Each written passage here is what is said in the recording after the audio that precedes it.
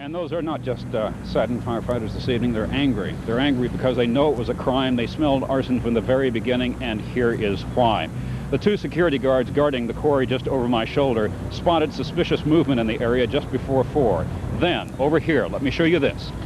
Just about where you can see that chopper parked, a good several hundred miles or yards from the quarry, a pickup truck was set on fire. The first 3 firefighters rolled in, began fighting the fire. The security guards were standing by.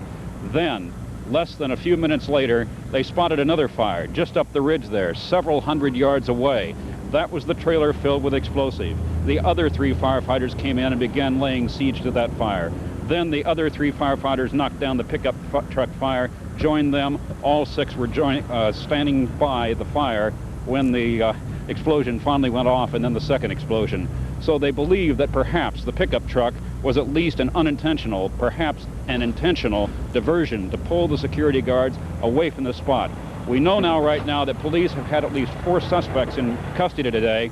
2 of them have been let loose. At least 2 still in custody right now, and they are trying to check out their alibis. Lily, Wendell. Okay, thank you, Steve. I think that brings us up to date. Here now are the names of the 6 firemen who died. Captain James Kilventon, 54 years old, a 28-year veteran.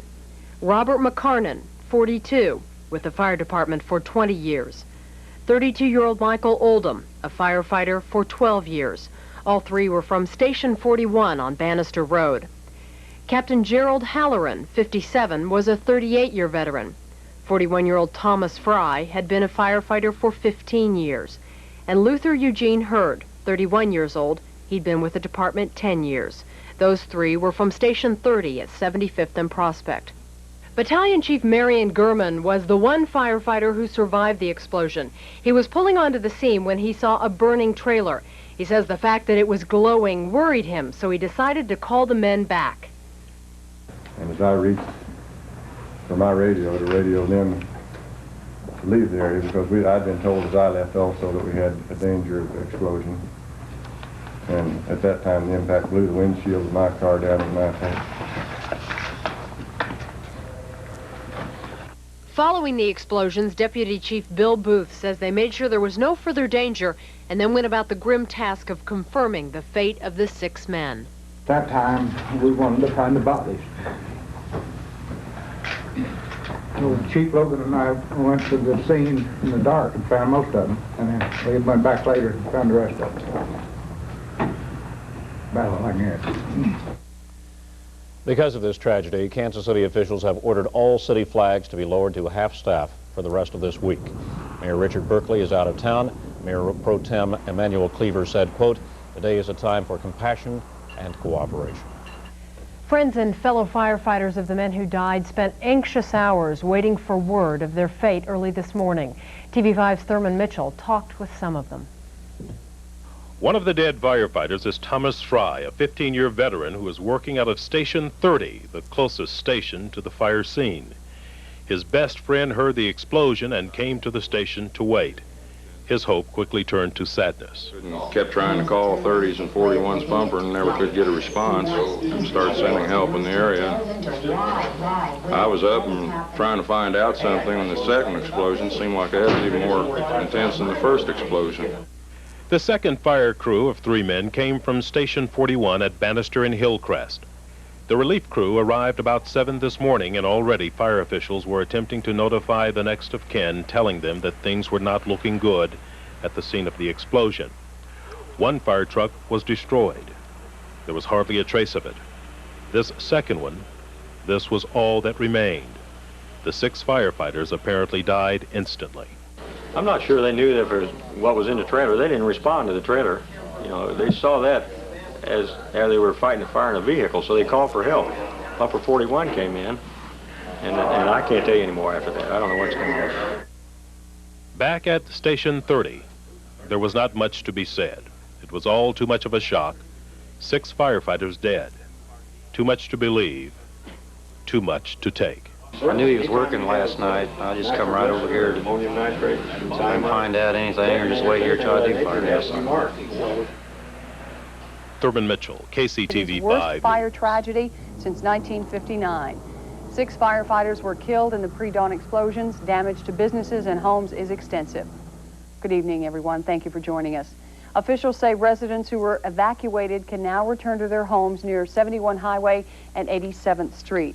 Now, the whole story begins shortly before 4 o'clock this morning when firefighters were called to 71 Highway and 87th Street to put out a car fire. As 2 fire crews were putting out the fire, 30,000 pounds of ammonium nitrate blew up. It shattered windows for miles around and sent debris flying. Killed in that blast, 6 firefighters. A 7th was injured. Then a second blast just before 5. Fortunately, the many police and firefighters at the scene were not close enough to be hurt. But what investigators discovered as dawn broke makes this story even more tragic. Officials believe an arsonist is to blame. Steve Nichols has been at 71 Highway and 87th since very early this morning. He joins us live now. Why are they zeroing in on arson, Steve? Well, Cynthia, it's because it all started with a probable arson. You saw a red pickup truck in the video back there a few seconds ago. That belongs to a security guard. There are 2 security guards out at this construction site. They had seen 2 men on foot in the area, so they teamed up, climbed into one of their vehicles, and were looking around. When they came back, the vehicle they had parked was on fire. Firefighters responded, looked over the hill, and they had another fire to deal with. We were allowed into the area late this afternoon to survey the fire scene that became the crime scene. If you've ever noticed the big yellow trucks zipping by on Kansas City streets, then you can look at the damage here and appreciate the force of the blast. The 6 firefighters undoubtedly perished very quickly early this morning. Their deaths were probably not planned. However, police say the fire they were fighting probably was intentional. Arson is the word they're going on. In fact, at this hour, a spokesman tells me 4 people are being looked at. No, and currently there is no suspects. The investigation is being handled by the murder squad of the Crimes Against Persons Division. I spoke with them just a little while ago, and they are currently looking at the alibi of 2 people. However, I again want to emphasize no one has been charged, and we don't have any suspects. These 2 people have came up in the investigation, and they are just examining their alibi. Now, since I did that interview with Sergeant Mills, he's returned to the scene and told me they are now looking at 2 other people, for a total of 4 people not being called suspects, but police want to know what they were doing early this morning, and alibis are being checked out. He will not say how these particular 4 names came up. However, he does say that vandalism and arson at construction sites is not at all uncommon. Reporting live from South Kansas City, Steve Nichols, Action 4 News at 6. The substance that created the explosion is also commonly used as fertilizer, but the ammonium nitrate used at blasting sites has had fuel oil added to it. That's what makes it so explosive. Ammonium nitrate is a grainy substance. If the fuel oil has been added, the grains are usually colored pink. Operators of the mixing facility told us no one should ever try to create the mixture on their own. Now, knowing the dangerous magnitude of the explosives makes one wonder how officials would allow such hazardous materials to be left more or less unattended. That was a question asked by council members today during an emergency meeting of the City Council. The council formed a task force to investigate whether city codes and regulations can be or should be toughened to prevent a recurrence of today's tragedy. The fact that this particular material was stored the way it was, I don't know, and I guess you don't know, as to whether or not that was breaking the law or not. We're trying to determine that right now. So certainly if there's any indication that we have a soft spot in our regulations, that will be addressed. Olson says the city's legal department is researching whether contractors are supposed to notify emergency services of how much explosive material they have. While city officials gathered to discuss how this could have happened, business owners and residents began cleaning up the mess. Shattered glass and debris could be seen for miles, and residents throughout the metro area talked of the blast that shook them out of bed and put fear into their hearts. First I thought, as I saw my land, it only said snow showers, and I thought lightning, on my land. It was too much for lightning. It was so humongous. And if it came from clear down there up to here, that is terrible. I was so scared.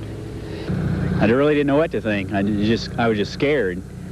The lights in I worked down at the Quick Trip, and some of the lights started falling down from the ceiling, and I just didn't know what to think. It looked like somebody threw an M80 in a bonfire or something. There was embers flying everywhere, and it looked like it blew the fire out, the second explosion. But it wasn't as big as the first one, because I was inside, and the first one sounded twice as big as the second one did. Were you aware at the time that there might have been firefighters or personnel? Yeah, as a matter of fact, I know a lot of the firemen on night, so I probably lost some friends tonight.